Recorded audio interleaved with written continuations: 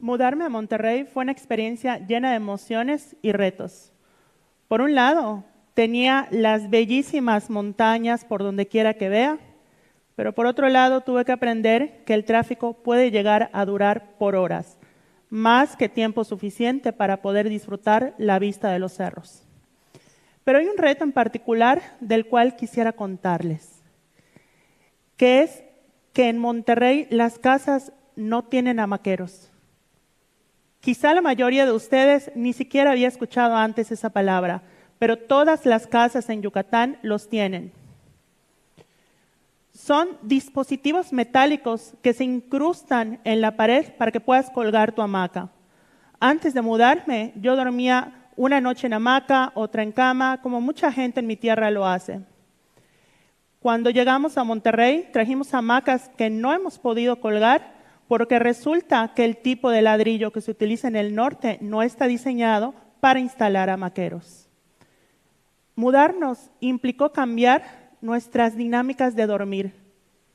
Puede parecer algo insignificante, pero eso fue apenas el inicio de una serie de cambios que empecé a experimentar en la forma en la cual habito una vivienda. Posteriormente aparecieron otras diferencias de la vivienda regia que llamaron mucho mi atención. En determinadas épocas del año hay más frío adentro de las casas que afuera. Las bañeras no tienen un tubo inferior para lavarse los pies. Descubrí que el gas llega por tuberías sin que tengas que llamar a domicilio para pedir tanques rellenables. Jamás había escuchado que existía un oficio llamado cazafugas.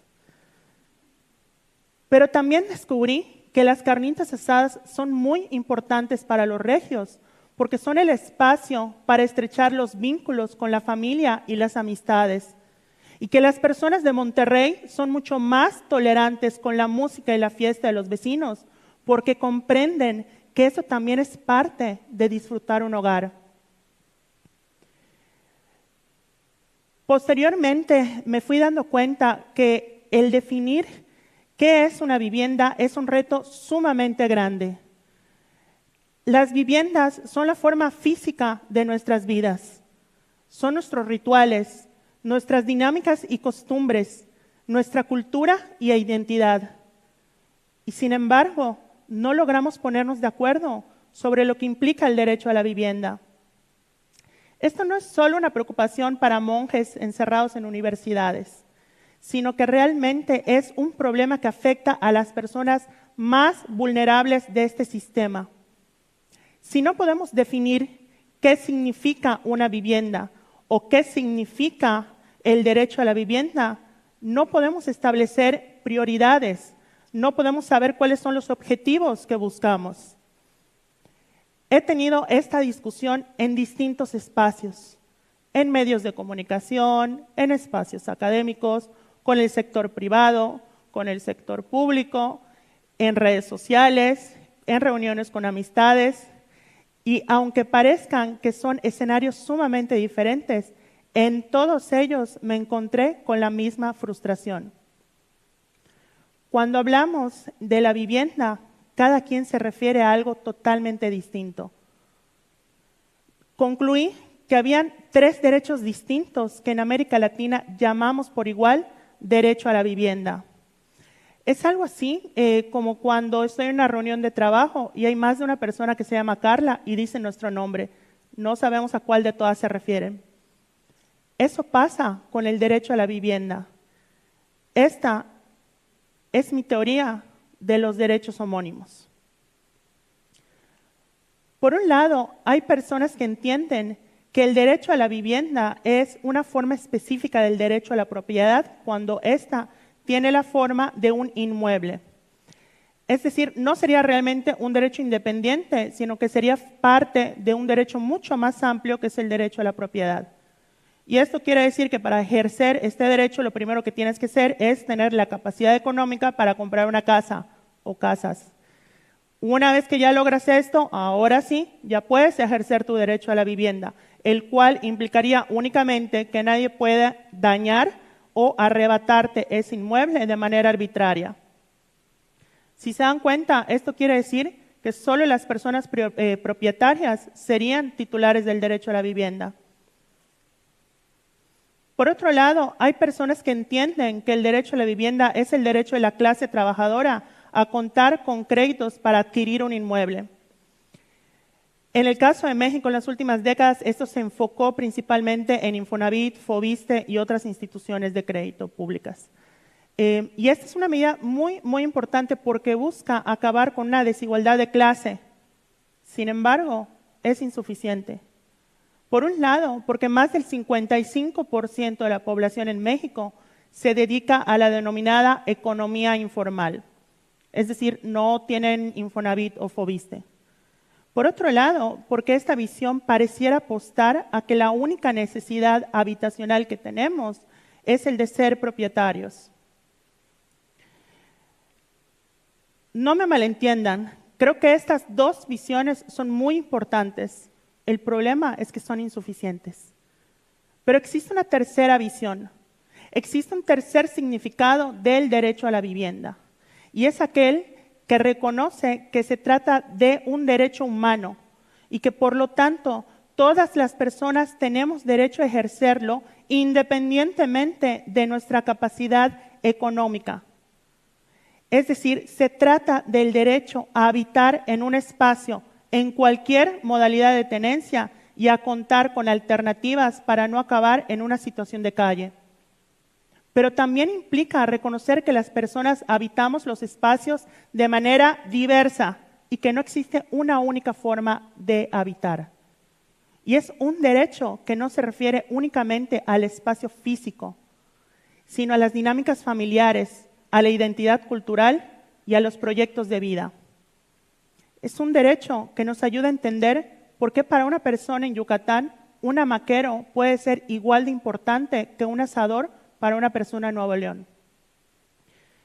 Para poder explicarles esto, creo que lo ideal sería contarles algunos de los casos que me ha tocado acompañar como abogada.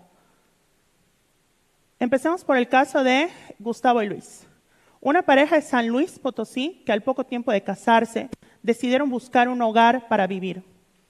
Finalmente encontraron la casa ideal. Lo tenía todo. La ubicación, el precio, los espacios. Era la vivienda adecuada. Inmediatamente Luis buscó a la inmobiliaria, pidió la información y al poco tiempo confirmaron que sí, que la querían comprar.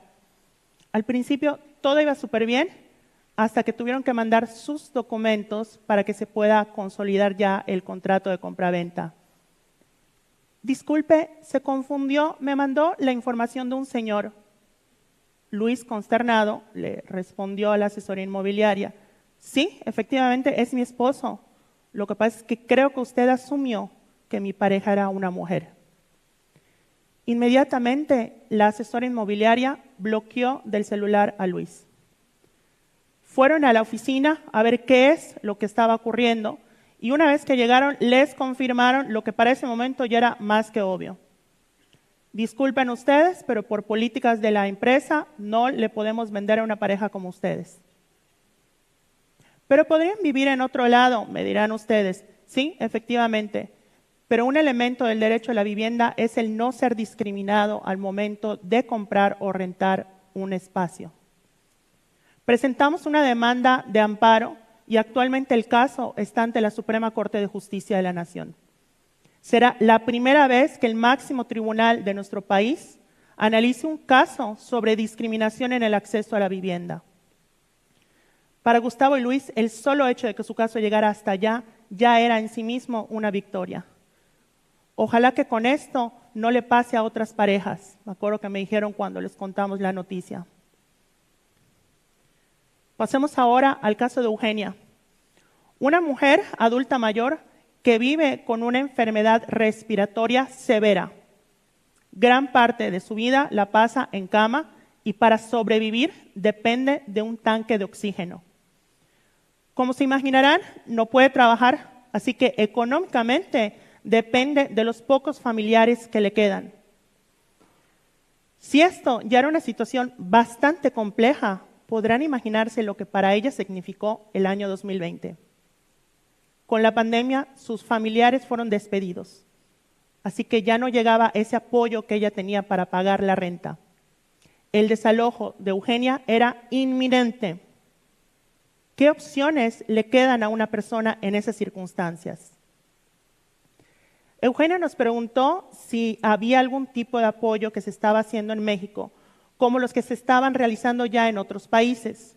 Lugares como Estados Unidos, Nigeria, Alemania, Colombia, Canadá, Sudáfrica, estaban aplicando una serie de medidas para prevenir y mitigar los desalojos que se estaban dando por la pandemia. Desde subsidios para la renta hasta moratorias de desalojos y refugios temporales. Algunos países más, otros menos. Había ese consenso internacional de que era una obligación de las autoridades atender esta circunstancia. Después de anunciarle que efectivamente en México las autoridades no estaban asumiendo esa responsabilidad, presentamos una demanda de amparo. En agosto de 2022, logramos, junto con la Coalición Internacional para el Hábitat, que un juez federal en una sentencia le ordenase al gobierno de la Ciudad de México realizar un dictamen para evaluar cuál fue el impacto de la pandemia en la población inquilina y así, sobre esa información, que ejecute la política pública correspondiente para, digamos, reparar las afectaciones que hubieron en el acceso a la vivienda durante este periodo. Cuando hablamos del derecho a la vivienda, no estamos hablando de regalar casas a todo mundo. Estamos hablando de reconocer que la vivienda es una necesidad innegociable y que es inaceptable que hayan personas que no puedan acceder a un espacio para habitar y que para lograr ese objetivo tenemos que adoptar distintas medidas. Por ejemplo, adecuar la legislación para que no haya discriminación en la compra-venta o en la renta de vivienda. O, por ejemplo, realizar dictámenes para evaluar cómo ciertos fenómenos como la pandemia impactan en el acceso a la vivienda. La vivienda es más que 4 paredes y un techo. La propiedad es un mecanismo para garantizar este derecho, por supuesto, pero no solo la propiedad, sino otras modalidades de tenencia, como el arrendamiento o modalidades colectivas que se han desarrollado en el marco de cooperativas de vivienda. Por supuesto que son importantísimos los créditos de la clase trabajadora, pero también las medidas para prevenir y mitigar los efectos de la gentrificación. Si confundimos los debates del derecho a la vivienda con debates de propiedad inmobiliaria, no estamos teniendo la misma discusión y probablemente tampoco las mismas prioridades. No estoy hablando de poesía, estoy hablando de política pública. Y no estoy diciendo eso para que el gobierno me instale hamaqueros en Nuevo León. Lo digo porque creo que historias como la mía, la de mi mudanza, es apenas un ejemplo cotidiano de lo diferentes y de lo diversas que son nuestras formas de habitar. ¿Por qué entonces no tenemos una política de vivienda igual de diversa?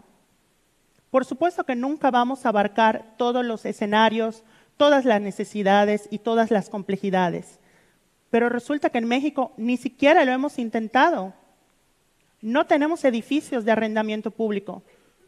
No hay una política pública de atención a habitantes de la calle, más allá de ciertas acciones descoordinadas y sin perspectiva de derechos. Hay una profunda impunidad frente a las mafias inmobiliarias y a los desalojos arbitrarios. No tenemos leyes inquilinarias.